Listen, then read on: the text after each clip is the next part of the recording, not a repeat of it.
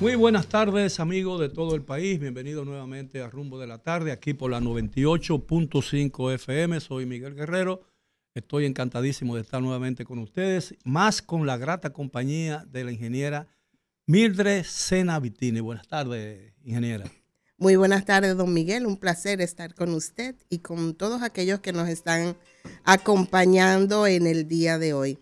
Esperando que, como siempre, nuestro encuentro sea enriquecedor en el compartir, en el debate de los temas que aquí tratemos.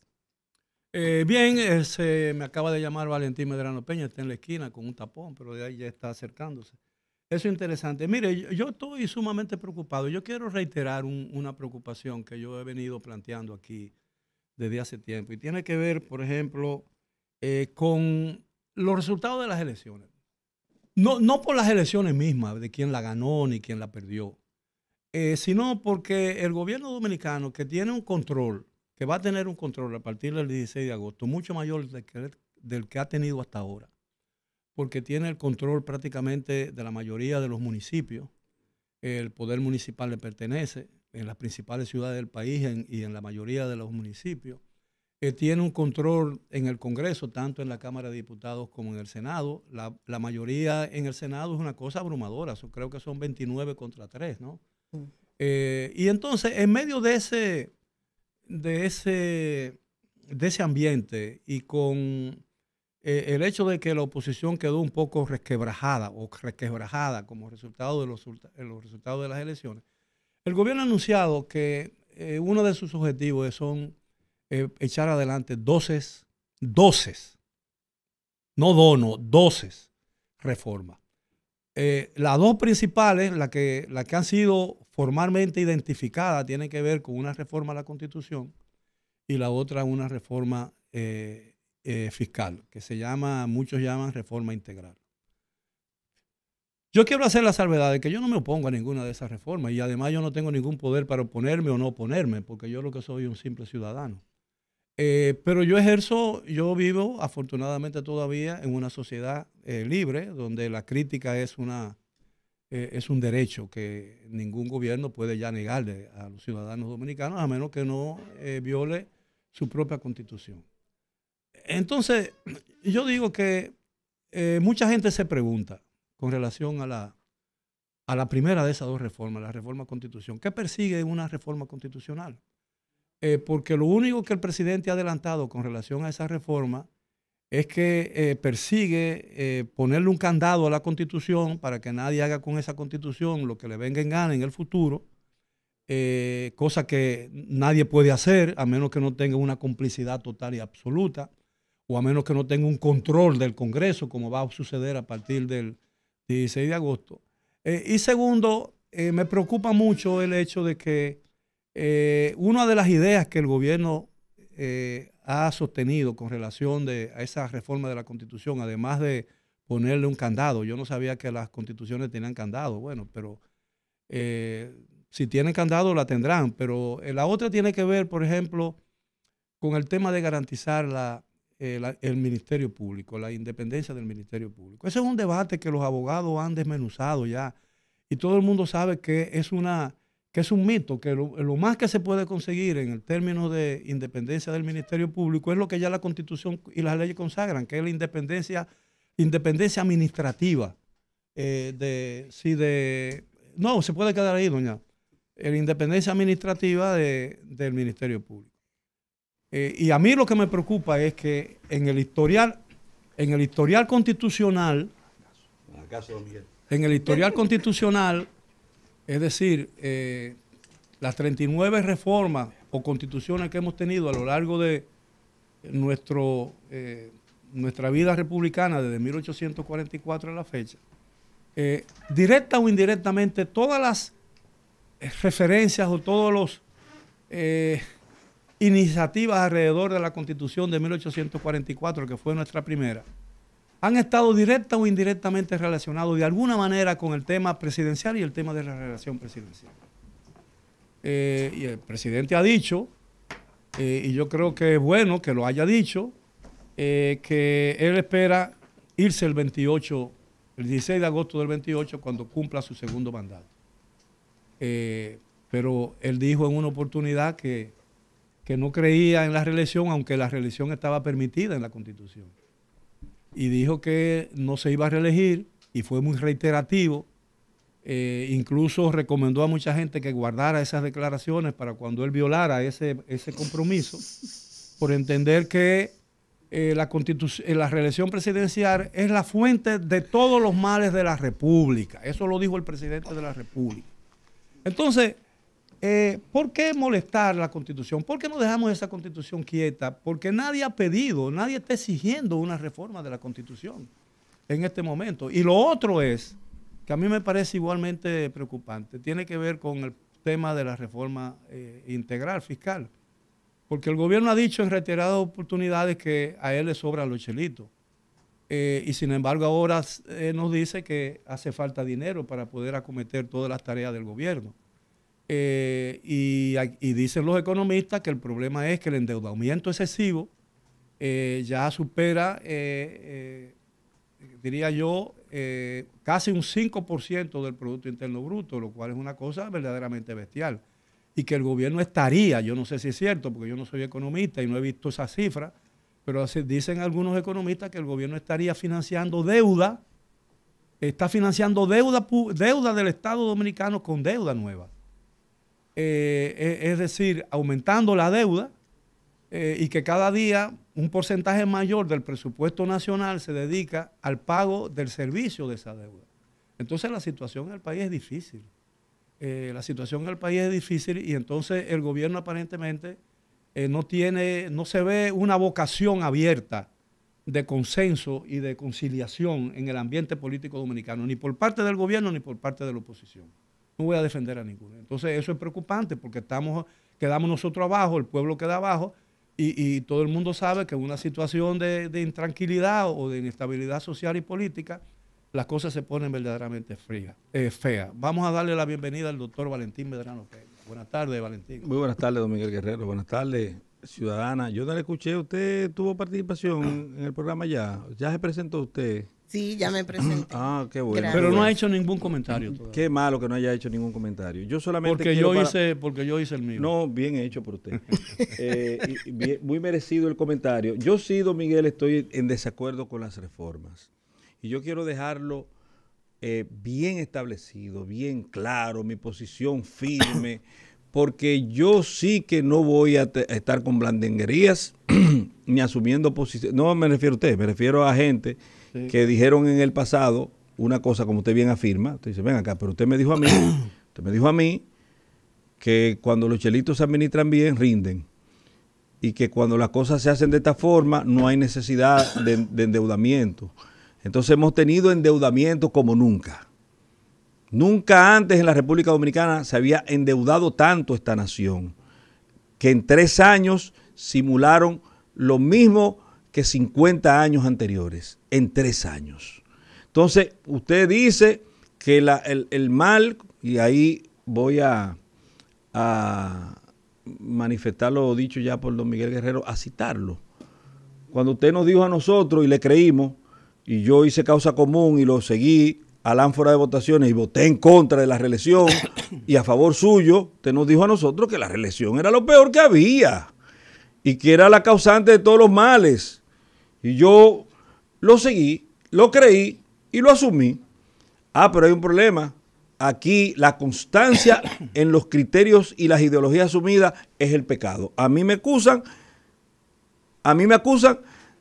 ¿de qué?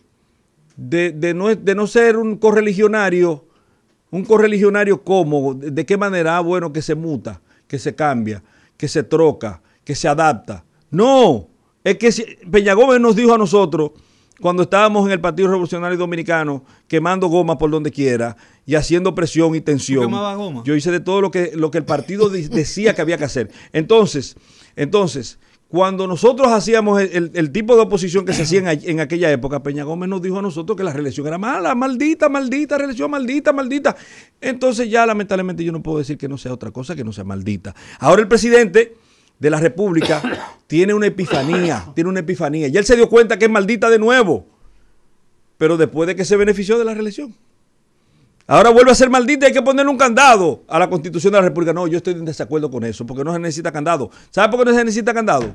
Porque ya el mejor candado, don Miguel, lo da el que el presidente cumpla sus 4 años e intente que no sé si, yo creo que él va a intentar que un familiar suyo muy cercano sea el candidato presidencial y el presidente o la presidenta de la República. Eso es lo que yo creo que él va a hacer, porque no veo la necesidad de este afán. Y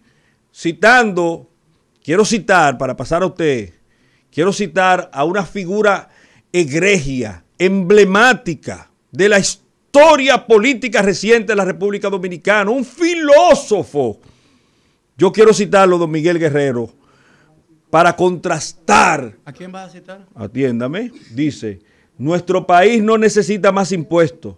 Lo que necesita es un gobierno eficiente y transparente. ¿Saben a quién estoy citando? A Luis Abinader, el 24 de febrero del año 2016. Porque para usted contrastar a Luis Abinader, solamente tiene que citar a Luis Abinader. Adelante. Ingeniera. Sí, ayer estábamos hablando un poquito del tema de la reforma y esas cosas, y nos llamaba la atención que no conocemos con exactitud cuáles son los elementos que se quieren reformar. Tenemos una idea y eso genera mucha incertidumbre. Entonces, eso también nos lleva a reflexionar sobre cuál es el tipo de gobernanza que tiene nuestro país, porque esta se caracteriza por transparencia, por información clara, por cumplimiento de lo que se ofrece, y nosotros estamos viendo un escenario en el cual se nos dice una cosa y se hace otra, no solamente desde la parte de los altos funcionarios, sino que se ve en casi todos los espacios gubernamentales. Muchas veces nos dicen que se está trabajando, generando educación ambiental, que se está penalizando la degradación a través de la tala de árboles y ese tipo de cosas. Pero nosotros entonces nos dicen eso y observamos que eso se incrementa y muchas veces se queda impune porque no se encuentra. Nos dicen que hay una seguridad ciudadana, un plan policial para cuidar, sin embargo, vemos asaltos de forma constante, algo que no estaba pasando, asaltos de banco, asaltos en todo momento, pero no vemos un plan para combatirlo. Nos dicen que la alimentación está segura y todo, pero vemos una inflación, no solamente en los precios, sino también en productos que no deberían ser, como es el arroz, que hace poco anunciaron un incremento. Entonces, nosotros debemos cuestionar todo lo que se nos dice, porque es contrario a lo que nosotros observamos. Hay una frase: no creas lo que yo digo, crees lo que yo hago. En tal sentido, no podemos creer en que el gobierno quiere hacer cosas buenas para nosotros, porque hasta el momento no hemos observado eso. Cuando digo para nosotros, estoy hablando de la mayoría de la población, estoy hablando con algunas personas que sí pudieran estar teniendo en estos momentos una buena calidad de vida a partir de distintos posicionamientos dentro del tren gubernamental. Las reformas que se quieren hacer entiendo que deben ser consensuadas, entiendo que deben darse a conocer para que las personas puedan manejar su aprobación o su rechazo de forma objetiva, no de forma subjetiva, porque hemos observado, y voy a repetir eso, tal como dijo nuestro apreciado Valentín, que una cosa nos dice nuestro señor presidente en un momento dado y otra cosa es la que se hace. Bueno, eso es una realidad. Y el país podría entrar en un periodo de incertidumbre, que es lo que realmente preocupa, porque si un país entra en un periodo de incertidumbre, donde las cosas no se ven muy claramente, todos los planes de antemano están condenados al fracaso, ¿no? Porque se necesita. Porque, mire, yo lo que siempre he dicho es que no importa quién gane unas elecciones. Todo el mundo aquí admite, por la experiencia que hemos vivido en los últimos 50 años, de que la actividad política, la política, la democracia dominicana ha funcionado gracias a los partidos políticos. En algunos momentos no tan bien, en otro momento más o menos bien, en otro momento muy bien, y en otro momento tampoco no tan bien, pero ha funcionado la democracia. Y es obvio, por ejemplo, que cuando uno analiza el discurso y analiza la historia reciente de la República Dominicana, y yo soy un estudioso de la última fase de la historia dominicana, uno se da cuenta de que incluso en la intolerancia política uno encuentra a veces más consenso que en la tolerancia privada. De manera pues que yo creo que no toda la culpa de lo que ocurre en el país se debe a políticos y a los partidos políticos. Y mire que yo lo estoy hablando de un punto de vista, un planteamiento conservador, porque yo soy un hombre de ideas conservadoras. Es decir, yo no creo mucho en el gigantismo estatal, yo creo en la iniciativa privada. Yo creo que, porque cuando hablamos aquí, el problema es que aquí se habla de empresario, del empresariado. Yo no hablo de empresariado, yo hablo de iniciativa privada, porque todos nosotros vivimos de nuestra iniciativa privada, de lo que sabemos hacer. Y eso es lo que hay que estimular. Hay una historia muy interesante, una historia atribuida a un profesor, que le dice, que un día le dijo a su hijo, mira, el hijo se quejaba porque el papá no le daba dinero. Y el papá le dijo, mira, vamos a hacer una cosa, tú vas a arreglar la verja toda la tarde y yo te voy a dar 100 pesos semanal para que tú lo hagas. Y el muchacho, contento, comenzó a arreglarlo, y cuando llegó la semana, le dijo, el muchacho era revoltoso, socialista y ese tipo de cosas. Y entonces, cuando le llegó la hora de pagar, el papá le da 10 pesos. Y dice, pero eran 100, sí, pero tú tienes 9 hermanos. Hay que darle 10 a cada uno. Dice, ¿cómo va a ser si yo fui que hice el trabajo? Ese es el socialismo. Es decir, que otro viva de lo que tú haces y produce. ¿Entiendes? Entonces, yo creo que aquí nosotros tenemos que, el país tiene que entender que cualquier solución de los problemas nacionales tiene que ser como una tarea conjunta y no como fruto de un mandato o una voluntad presidencial. Porque eso no conduce a nada, absolutamente a nada. Y lo que pueda lograrse a través de una voluntad presidencial en lugar de una acción colectiva, finalmente se derrumba, porque es imposible que una sola persona, una sola mentalidad, pueda tener todas las ideas que un país necesita. Por eso es que a pesar de todas las deficiencias del Congreso de la República y todo ese tipo de cosas, siempre es preferible que las decisiones grandes las tome un Congreso, porque es el resultado de la voluntad de mucha gente y no la voluntad de una sola persona. Vamos a darle la bienvenida al ingeniero Miguel Ramón Peralta. Buenas tardes. Muchísimas gracias por la oportunidad. Discúlpenme la tardanza, pero ya voy a tener que salir una hora antes para llegar. Sí, el tránsito es... Pero venía dándole seguimiento a los temas que ustedes están tratando y la verdad que quiero sumar a eso. Déjame ver. Cójala usted el micrófono un momento para yo mandarle un audiovisual a Álvaro. No. Yo no sé si Valentín tiene algo más que decir, ¿eh? No, con respecto al tema no, porque también está como muy celado, muy vedado el tema de las modificaciones que plantea el gobierno. Nosotros sabemos que quieren hacer una modificación constitucional y de forma general, genérica, ellos dicen que se van a asir a las mejores prácticas posibles.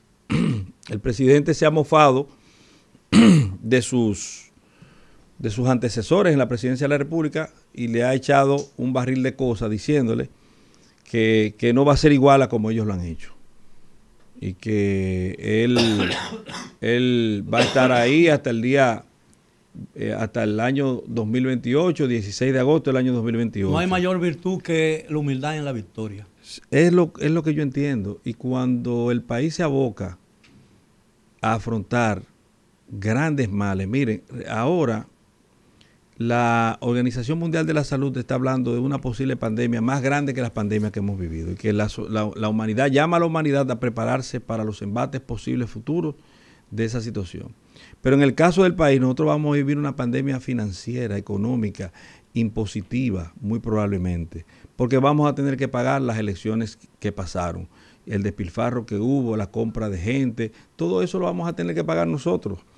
Todo eso va a salir de los bolsillos del pueblo dominicano y hay que prepararse para lo que viene, porque eso implica ajustes, implica afectación de las personas que producen. Y si eso es así, lo menos que uno esperaba, primero del gobierno, que es lo que nosotros siempre le criticamos en su momento al gobierno pasado, durante 20 y tantos años de gobierno, 20 años de gobierno del PLD, es la fanfarronería, es la pedantería. Porque aquí a la gente, si tú le pasas la mano por la cabeza y le das 2 o 3 explicaciones y le dices lo bueno de las cosas, pero no, es que vamos a hacer y vamos a hacer, es a la mala, es atento a nosotros. Como aquella famosa pela, esa pela va y esa la 1 y la 2 y la 3 y la 4. Y como también de forma generalizada se descalifica y se afecta a las personas, como cuando usted dice, este grupo de personas que conforman este partido político son un grupo de delincuentes. Y eso no es así. En todas las organizaciones políticas, y es más, yo me atrevería a asegurar que en todas las instituciones y en todas las organizaciones políticas y no políticas, hay gente buena y gente mala. Entonces, generalizar nunca ha sido bonito y no asegura bajo ninguna circunstancia que la persona que lo haga está siendo certero en el juicio que está esgrimiendo, sobre todo en el alcance del mismo.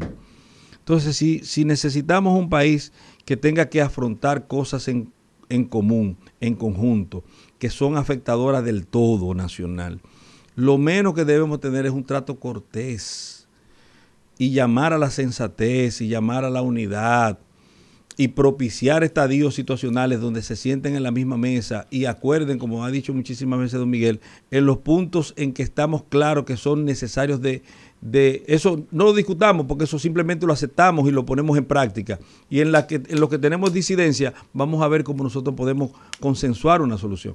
Pero no es con imposición. Y es como dice don Miguel, van a tenerlo todo. Tienen todo hoy, pero van a tener todo y un chin más a partir del 16 de agosto del año 2024. Pero lejos de eso, tenerlo como punto de partida para asumir posiciones acres y posiciones de división y de golpeo, es todo lo contrario, porque una gran situación como esta, que es un gran poder, acarrea una gran responsabilidad, más grande que el poder mismo, mucho más grande que el poder. Y cuando todo se centra en un grupo humano determinado y ya no hay contrarios, los contrarios están a lo interno. Entonces yo creo que es momento de reflexionar y de entenderse que no fue la lotería que se sacaron. Ganaron unas elecciones para administrar el todo común. Para todos.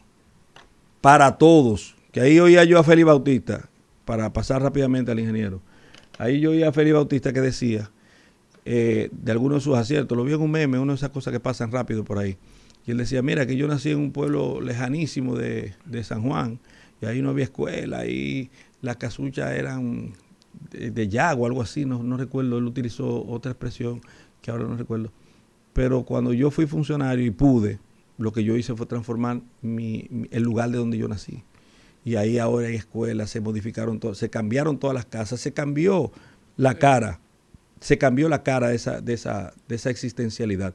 Y ahí no se miró, que es la parte que quiero resaltar, en ese momento para beneficiar a las personas que estaban necesitados del cambio situacional en términos de infraestructura para con el hogar, no se miró cara política. Todas las personas fueron beneficiadas por igual. Entonces, eso es administrar el solio presidencial. Es para todo, no es para poner el pie al que sea contrario y se caiga.